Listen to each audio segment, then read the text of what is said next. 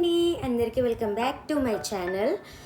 నేను లాస్ట్ వీడియోలో రివీల్ చేశాను I am pregnant and 6 months pregnant అన్నమాట. సో నేను ఈరోజు జెండర్ ప్రిడిక్షన్ వీడియో చేస్తున్నాను. ఇది నా second pregnancy. So first pregnancy పాప అన్నమాట. అప్పటికి ఇప్పటికీ నా ప్రెగ్నెన్సీలో సిమ్టమ్స్, క్రేవింగ్స్ అన్నీ చాలా డిఫరెంట్గా ఉన్నాయి. సో ఇప్పుడు ఏ బేబీ అవుతుంది, సో ఫస్ట్ పాప కదా, సో ఇప్పుడు ఏ బేబీ అవుతుంది ప్రెడిక్షన్ నార్మల్గా అందరూ చేస్తూ ఉంటారు కదా, లైక్ పింట్రెస్ట్లో, గూగుల్లో చూసి ఇంటి చుట్టుపక్కల వాళ్ళు రిలేటివ్స్ అలా చెప్తూ ఉంటారు కదా. సో వాటి బేస్డ్గా అండ్ నా ఫస్ట్ ప్రెగ్నెన్సీకి సెకండ్ ప్రెగ్నెన్సీకి ఏం డిఫరెన్స్ ఉంది, ఫస్ట్ పాప కదా, సో ఆపోజిట్ ఉంటే బాబునే పుడతాడా ఏంటి, ఏం జరుగుతుంది అని ఎక్సైట్మెంట్లో ఈ వీడియో చేస్తున్నాను అన్నమాట. సో లేట్ చేయకుండా లెట్స్ గెట్ స్టార్టెడ్. నేను ఇక్కడ గర్ల్కి బాయ్కి ఈచ్ పాయింట్కి పాయింట్స్ వేస్తాను. సో లాస్ట్కి ఏం వస్తుందో చూద్దాము. నేను పింట్రెస్ట్లో ఎక్స్పెక్టేషన్ అంటే జెండర్ ప్రిడిక్షన్ది నేను చాట్ ఓపెన్ చేసి ఉంచాను. సో లేట్ చేయకుండా let's get in to the video. So first one, cravings salty ఉంటే బాయ్, స్వీట్ ఉంటే గర్ల్ అంట. యా, ఆమె అప్పుడు నాకు స్వీట్ క్రేవింగ్స్ ఉండేవి. Sweets, chocolates, ice creams, cakes ఇలాంటివి తినాలనిపించేది. బట్ ఈ ప్రెగ్నెన్సీలో నాకు స్వీట్స్ ఏమి తినాలనిపించట్లేదు, చాక్లెట్స్ కూడా అంతగా ఇంట్రెస్ట్ అనిపించట్లేదు. లైక్ నాకు ఇప్పుడు క్రేవింగ్స్ అంటే సమోసా కానివ్వండి, pav bhaji, like spicy noodles కానివ్వండి, పిజ్జా, బర్గర్ ఇలాంటివి క్రేవింగ్స్ ఉన్నాయి, స్ట్రీట్ ఫుడ్ ఇలాంటివి. సో ఫస్ట్ పాయింట్ బాయ్కి స్వీట్ క్రేవింగ్స్ లేవు, సాల్టీ అలా క్రేవింగ్స్ ఉన్నాయి కాబట్టి ఫస్ట్ పాయింట్ బాయ్కి వెళ్తుంది. నెక్స్ట్ వన్, మార్నింగ్ సిక్నెస్ వచ్చేసి ఆమె అప్పుడు మార్నింగ్ ఒక 5-6 months దాకా మార్నింగ్ వామిటింగ్ అయ్యేది. మార్నింగ్ సిక్నెస్ అంటే కొంచెం వీక్నెస్ అలా అనిపించేది, బట్ ఈవినింగ్ సిక్నెస్ ఎక్కువగా ఉండేది. ఈ ప్రెగ్నెన్సీలో మార్నింగ్ సిక్నెస్ అంతగా ఉండట్లేదు, బట్ కంపారిజన్ చేస్తే మాత్రం ఫస్ట్ ప్రెగ్నెన్సీలో మార్నింగ్ సిక్నెస్ లేదు, ఈ ప్రెగ్నెన్సీలో కొంచెం మార్నింగ్ సిక్నెస్ ఉంది. లైక్ చేత కాకపోవడము, స్టమక్ పెయిన్లో కానివ్వండి, వీక్గా అనిపించడము, లైట్ ఫీవరిష్గా అనిపించడం అలా ఉన్నాయి. సో ఈ పాయింట్ కూడా బాయ్కే వెళ్తుంది. ఆమె అప్పుడు లేకుండే, ఇప్పుడు ఉన్నాయి. సో ఫస్ట్ పాప అప్పుడు లేకుండే. Yeah, this is symptom of boy. So next point, sleeping on left side, right side అంట. లెఫ్ట్ సైడ్ అయితే బాబు అంట, రైట్ సైడ్ అయితే పాప అంట. ఆమె అప్పుడు నేను లెఫ్ట్ సైడ్ పడుకున్నాను, ఇప్పుడు రైట్ సైడ్ పడుకోవాలనిపిస్తుంది. So opposite. ఈ ప్రెగ్నెన్సీలో నాకు రైట్ సైడ్ పడుకోవాలనిపిస్తుంది కాబట్టి point goes to girl. Next point, mom's complexion క్లియర్గా ఉంటే బాయ్, బ్రేక్అవుట్స్ ఉంటే గర్ల్ అంట. అవును అంటారు, ప్రెగ్నెన్సీలో పాప ఉంటే గ్లో అంతా పాప తీసేసుకుంటుంది, హెయిర్ ఫాల్ అవుతుంది, బ్రేక్అవుట్స్ వస్తాయి అంటే పింపుల్స్, యాక్నెస్ అలా అవుతాయి, గ్లో అంతా మదర్ది పోతుంది అని. బట్ ఆమె అప్పుడు నా స్కిన్ చాలా గ్లో అయింది, హెయిర్ ఫాల్ అయింది. ఫస్ట్ ప్రెగ్నెన్సీ పాప అప్పుడు హెయిర్ ఫాల్ అయింది, బట్ స్కిన్ గ్లో అయింది. చాలా ప్రెగ్నెన్సీ గ్లో ఉంటుంది కదా, అలా ఉంది. కొంచెం చెబ్బీ అయ్యాను, బట్ ఈ ప్రెగ్నెన్సీలో హెయిర్ ఫాల్ అవ్వట్లేదు, బట్ చాలా పింపుల్స్, యాక్నే, నా స్కిన్ కలర్ కూడా కొంచెం బ్లాక్ అయ్యాను. నెక్ దగ్గర బ్లాక్ అయింది, స్టమక్ ఏరియా బ్లాక్ అయింది, లెగ్స్ కూడా బ్లాక్ అయ్యాయి. సో కాంప్లెక్షన్ కూడా కాస్త తగ్గాను, కొంచెం బ్లాక్ అయ్యాను. అండ్ పింపుల్స్ కూడా చాలా అయ్యాయి అన్నమాట ఈ ప్రెగ్నెన్సీలో. సో బ్రేక్అవుట్స్ అవుతున్నాయి కాబట్టి point goes to girl, boy కాదు. బట్ నాకు ప్రెగ్నెన్సీలో ఫస్ట్ ప్రెగ్నెన్సీ పాప కానీ నాకు బ్రేక్అవుట్స్ ఏం అవ్వలేదు, ఇప్పుడు బ్రేక్అవుట్స్ అవుతున్నాయి. Let's see. ఈ పాయింట్ కూడా నాకు ఆపోజిట్గా ఉండే ఫస్ట్ ప్రెగ్నెన్సీలో. ఫుడ్ సైజ్ ఇంక్రీజ్ అవుతే బాబు, ఇంక్రీజ్ అవ్వకుండా సేమ్ ఉంటే పాప అంట. నాకైతే ఫస్ట్ ప్రెగ్నెన్సీలో ఫుడ్ సైజ్ ఏం పెరిగినట్టు అనిపించలేదు, ఇప్పుడు కూడా ఏం అనిపించట్లేదు. ఇది చాలా డిఫరెంట్గా ఉంది. ప్రెగ్నెంట్ అయినంత మాత్రాన ఫుడ్ సైజ్ ఎలా పెరిగిపోతుంది. హార్ట్ బీట్ అబోవ్ 140 ఉంటే గర్ల్, బిలో 140 ఉంటే బాయ్ అని ఉంది. హార్ట్ బీట్ వచ్చేసి నాకు తెలిసినంత వరకు, అంటే నా గైనకాలజిస్ట్ చెప్పినంత వరకు, హార్ట్ బీట్ వచ్చేసి బేబీ పొజిషన్ని బట్టి అండ్ బేబీ స్లీపింగ్లో ఉందా, లేజీ ఉందా, లేక మదర్ టెన్షన్ పడితే కూడా బేబీ హార్ట్ బీట్ పెరుగుతుంది, దాన్ని బట్టి ఉంటుంది. సమ్టైమ్స్ ఎక్కువ రావచ్చు, సమ్టైమ్స్ తక్కువ రావచ్చు. నార్మల్గా ఏదైనా ఎన్టీ స్కాన్ కానీ టీఫా స్కాన్కి కానీ వెళ్ళినప్పుడు if in case baby heart beat తక్కువ వస్తే మదర్ని ఎక్సర్సైజ్ కానీ వాక్ కానీ చేయమంటారు. స్వీట్గా కానీ, గరం గరం అంటే హాట్గా ఉన్న థింగ్స్ కానీ తినమంటారు. దాని తర్వాత మళ్ళీ హార్ట్ బీట్ చెక్ చేస్తారు, అప్పుడు డిఫరెంట్ వస్తుంది. So heart beat doesn't matter నాకు తెలిసినంతవరకు. నెక్స్ట్ వన్ వచ్చేసి హెడ్ఏక్స్ ఉంటే బాబు, హెడ్ఏక్స్ లేకుంటే పాప. ఈ ప్రెగ్నెన్సీ నాకు యాక్చువల్గా ఆయిల్ పెట్టుకోవడం నచ్చదు, నేను అంతగా ఆయిల్ పెట్టుకోను, జస్ట్ హెడ్ బాత్ చేసే ముందే పెట్టుకుంటాను. సో ఈ ప్రెగ్నెన్సీలో నాకు స్టార్టింగ్లో, ఇప్పుడు లేదు బట్ స్టార్టింగ్లో హెడ్ఏక్స్ ఉండేవి. నేను కావాలని 2 డేస్కి ఒక్కసారి ఆయిల్ పెట్టుకున్నాను. హెడ్ఏక్స్ ఉన్నాయి, ఆమె అప్పుడు లేకుండే, బట్ ఈ ప్రెగ్నెన్సీలో హెడ్ఏక్స్ ఉన్నాయి. So point goes to boy. Next emotions, చిల్గా ఉంటే కూల్గా ఉంటే బాయ్ అంట, మూడీగా ఉంటే గర్ల్ అంట. నాకు ఆమె అప్పుడు ఆపోజిట్ అయింది. ఆమె అప్పుడు నేను పీస్ఫుల్గా కామ్గా ఉండేదాన్ని, మూడీగా లేకుండే. కాబట్టి అప్పుడు పాప పుట్టింది, ఇప్పుడు కాస్త మూడీగా ఉంటున్నాను. అప్పుడే ఏడవడము, అప్పుడే కోపం రావడము, అప్పుడే నవ్వడము, మూడీగా ఉంటున్నాను. పాయింట్ మాత్రం అందులో ఉన్న ప్రకారం గర్ల్కి వెళ్తుంది. బట్ నా గర్ల్ పుట్టిన ప్రెగ్నెన్సీలో మాత్రం నేను మూడీగా లేకుండా చిల్గానే ఉండే.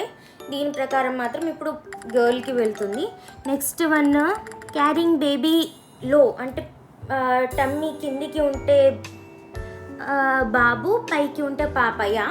ఆమె అప్పుడు నాకు పైన స్టమక్ ఉండేది, ఇప్పుడు కాస్త కిందికే ఉంది. యాజ్ పర్ గైనకాలజిస్ట్ అంటే చెప్పేది ఏంటంటే మజిల్ ఎక్కడైతే స్టమక్ ఏరియాలో ఎక్కడైతే మజిల్ లూజ్గా ఉంటుందో అక్కడ ఫస్ట్ గ్రో అవుతుంది అని అంటారు. సో నాకు ఇది సెకండ్ ప్రెగ్నెన్సీ కాబట్టి లోవర్ టమ్మీ లూజ్గానే మజిల్ ఉండి ఉంటుంది, సో లోగా గ్రో అవుతుందేమో. బట్ ఫస్ట్ ప్రెగ్నెన్సీకి ఇప్పటికీ కంపేర్ చేసి ఆమె బాగా పైకి ఉండేవి మూమెంట్స్ అనేవి, బట్ ఈ ప్రెగ్నెన్సీలో మూమెంట్స్ కిందికి ఉన్నాయి. సో క్యారింగ్ లో క్యారింగ్ కాబట్టి పాయింట్ గోస్ టు బాయ్. బాయ్కి 4 పాయింట్స్, గర్ల్కి 3 పాయింట్స్ ఉన్నాయి ప్రెజెంట్ అయితే. చూద్దాం లాస్ట్ వరకు ఏమవుతుందో. Temperature cold hot, okay. Temperature మదర్ది టెంపరేచర్ చల్లగా ఉంటే అబ్బాయి, వేడిగా ఉంటే అమ్మాయి అని ఉంది. అలా టెంపరేచర్ ఏం అనిపించట్లేదు. బట్ ఈ ప్రెగ్నెన్సీలో ఏంటంటే బాడీ ఇన్నర్ టెంపరేచర్ అంటే హీట్ ఎక్కువ అవుతుంది. లైక్ మోషన్స్ అవ్వడం కానివ్వండి, ఎక్సెసివ్గా స్వెట్ రావడం కానివ్వండి, ఎవరికి వేడి కాకపోయినా నాకు స్వెట్ వచ్చేస్తుంది. అండ్ కాస్త పింపుల్స్, ర్యాషెస్ అలాంటివి అవుతున్నాయి కాబట్టి బాడీ హీట్ ఎక్కువగా ఉన్నది అని అనుకోవచ్చు. టెంపరేచర్ అంటే బయటికి టెంపరేచర్ లేకుండా బాడీ లోపల కాస్త హీట్గా ఉంటుంది కాబట్టి, హాట్గా ఉంటుంది కాబట్టి పాపకి పాయింట్. పార్ట్నర్ వెయిట్ సేమ్ ఉంటే, అంటే ఫాదర్ది వెయిట్ సేమ్ ఉంటే బాయ్, ఇఫ్ గెయిన్ అవుతే గర్ల్ అంట. మా హస్బెండ్ది మాత్రం ఫస్ట్ ప్రెగ్నెన్సీలో వెయిట్ గెయిన్ ఏం అవ్వలేదు, ఇప్పుడు కాస్త వెయిట్ లాస్ అయ్యారు. రీజన్గా హెల్త్ బాగాలేకుండా కాబట్టి వెయిట్ లాస్ అయ్యారు. నా ప్రెగ్నెన్సీ వల్ల మా హస్బెండ్ వెయిట్ లాస్ ఏం అవ్వలేదు, నా ఫస్ట్ ప్రెగ్నెన్సీలో కూడా వెయిట్ గెయిన్ ఏం అవ్వలేదు. సో ఈ పాయింట్ ఎవరికి వాళ్ళు అర్థం అవ్వట్లేదు, మీరే కమెంట్స్లో చెప్పండి. బ్యాలెన్స్, క్లమ్జీగా ఉంటే బాయ్, గ్రేస్ఫుల్గా ఉంటే గర్ల్ అంట. నేను ఫస్ట్ ప్రెగ్నెన్సీలో గ్రేస్ఫుల్గా అంటే అలా ఏం లేకుండే, కామ్గా పీస్ఫుల్గానే ఉండే. క్లమ్జీ అంటే ఈ ప్రెగ్నెన్సీ ఫస్ట్ ప్రెగ్నెన్సీతో కంపేర్ చేసి ఈ ప్రెగ్నెన్సీలో క్లమ్జీగా ఉన్నాను.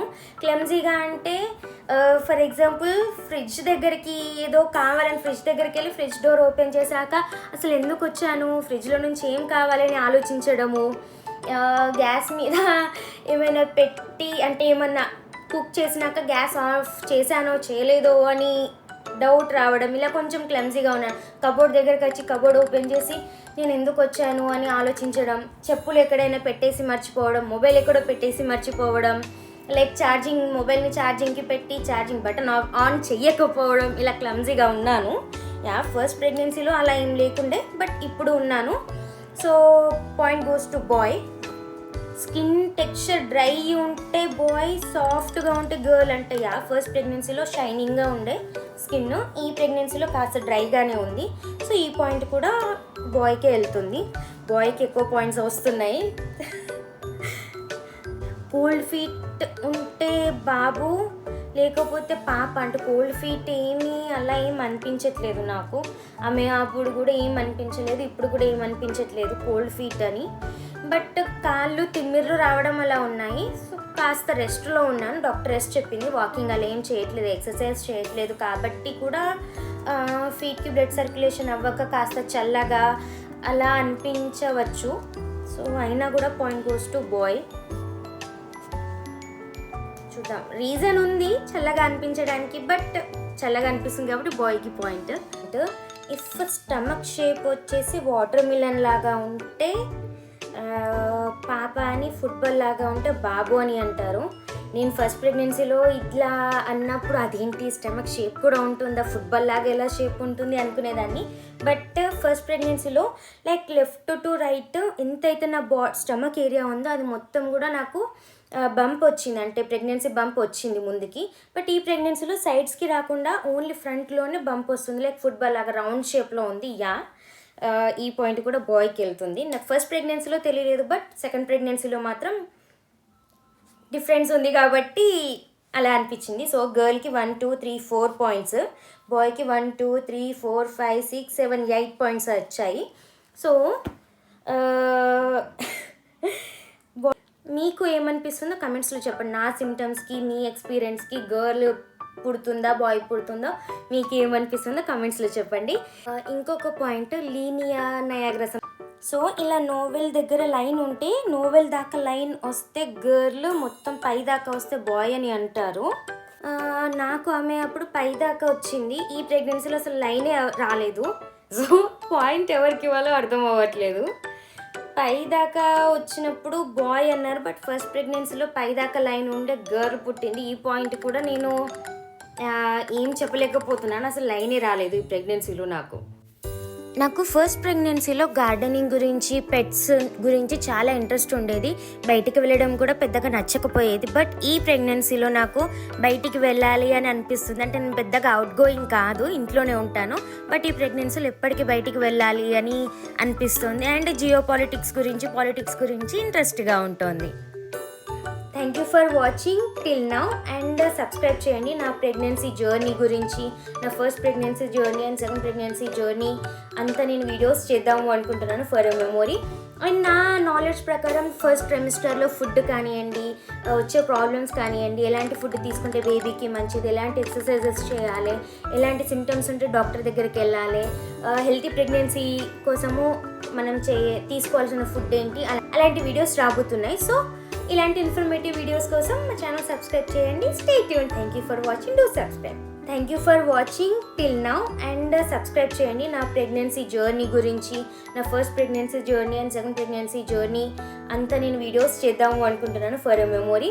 అండ్ నా నాలెడ్జ్ ప్రకారం ఫస్ట్ ట్రైమిస్టర్లో ఫుడ్ కానివ్వండి, వచ్చే ప్రాబ్లమ్స్ కానివ్వండి, ఎలాంటి ఫుడ్ తీసుకుంటే బేబీకి మంచిది, ఎలాంటి ఎక్సర్సైజెస్ చేయాలి, ఎలాంటి సిమ్టమ్స్ ఉంటే